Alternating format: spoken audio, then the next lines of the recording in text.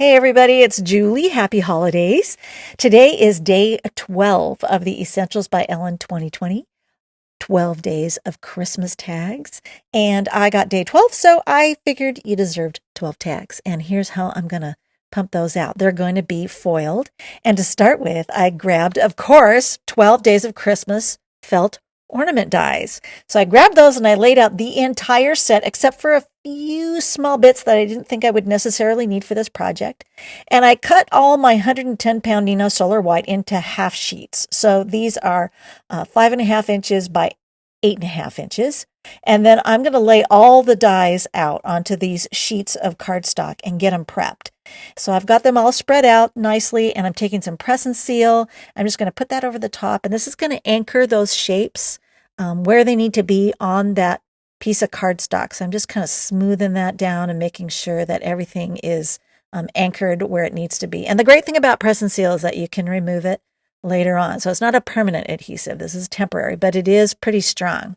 Now I'm going to take my scissors and go around the edge and trim away the excess because I really don't want to have to mess with that. And then I did this to the entire set of dies, right? So they're all ready to go. I'm going to load them onto the platform, send them through the Gemini. And then when it comes out the other side, I'm just going to set that sheet aside because, well, it's all done. And I've got the other ones already waiting for me, right? So I'm just going to pop that one on, send it through, take it off, throw the next one on there. And this is a great way to mass produce something, especially since, I'm doing 12 different tags, right? 12 different shapes. So if you want to do a lot of them, this is I was feeling pretty genius that I decided to do it this way. So I'm patting myself on the back. So now at this point, you've popped those shapes out, and I've stacked them aside on my table there. And I need to take an anti-static pouch and pounce all the negative areas of those shapes there with the press and seal. And there's a reason for this. I'm going to now take this and put it on top of another half sheet of 110-pound cardstock and then send it through the machine. So I'm going to leave everything intact so I can take this and send it through. And I'm going to repeat that process with all the other sheets of dies that I have prepped and just keep going. So you pop the shapes out and then it's ready to go on another piece of cardstock. And you just keep doing this over and over and over again until you got as many of them as you think you're going to need. So yes, mass production. Yes, keep it simple, keep it easy. That's how I roll, right? You know me. So if it's too much work, I ain't going to do it. So now I've taken all my shapes and I've decided, okay, these are the pieces that are going to get all layered together. And then to speed that process up, I have a DIY sticky mat that I made by taking some press and seal and wrapping it sticky side out around a piece of chipboard from some packaging I'd gotten.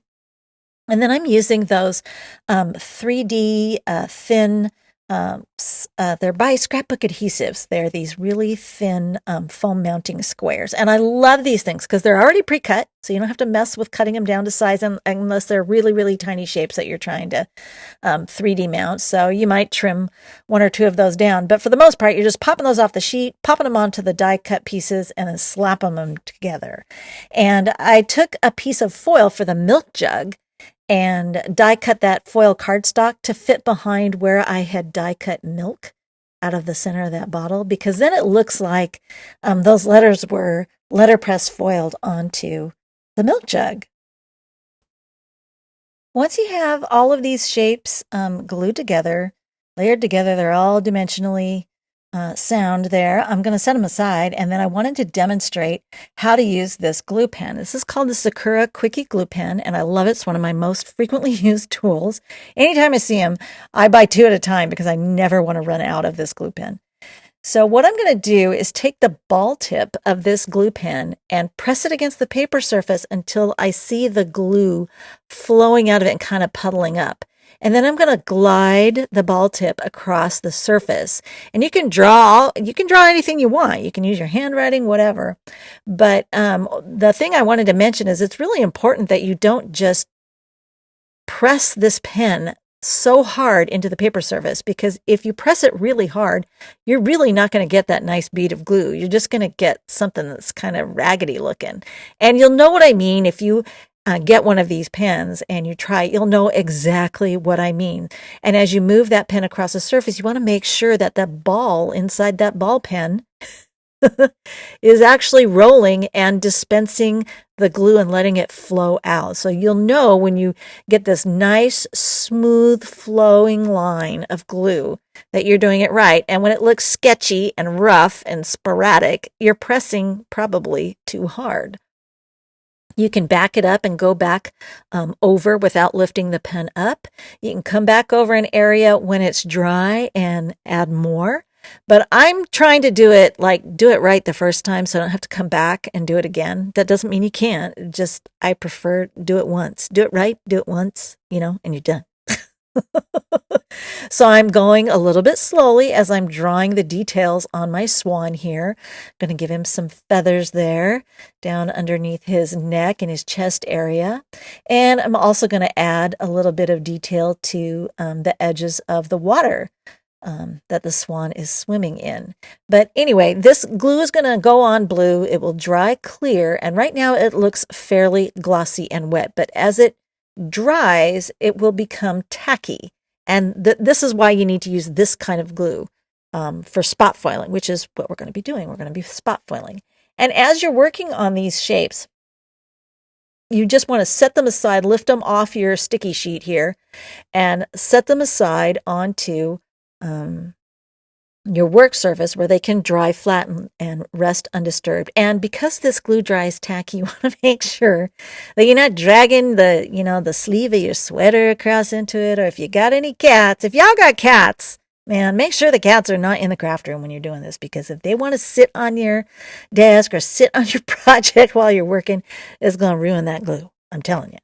So now I'm going to set these aside to dry. And like I said, by the time you're done with the last one, the first one will be ready for foiling. And that glue is going to look it'll still be a little bit shiny, but it will have a matte, tacky finish to it. And you're going to take your foil, and this is iCraft Deco Foil. This is a foil that can be transferred to sticky adhesives or to laser printing. So if you do a laser print, or toner paper, it's the toner that makes this foil transfer or sticky adhesives. So I'm going to press with my fingers over the tops of those areas that I've added with the glue. And I'm going to use the pads of my fingers to tap, not rub. I've discovered over the many times that I've done this, that when I rub, I actually don't like the way the finish looks. I like the way it looks better when I tap with the pads of my fingers. And then I'm going to peel that foil away, and then I get a much smoother, super shiny foiled effect when spot foiling. So I'm just going to continue along my merry way here and just lay that foil. And you want to make sure you're laying the ugly, we call it the ugly side, but it's just kind of a matte silver finish, and the pretty gold foil side is up. So it doesn't matter what color of foil you're working with. You want to make sure that the pretty side is looking up at you and the not so pretty side is being pressed against your adhesive or the toner if you're working with toners. And then when you're done, you have this beautiful finished effect on your tag. And it's so hard to photograph. I had a heck of a time trying to photograph these, but it's such a gorgeous effect. And they look like they were maybe soldered in gold along the edges. Now I did have a little bit of that press and seal residue kind of stick there onto some of my tags.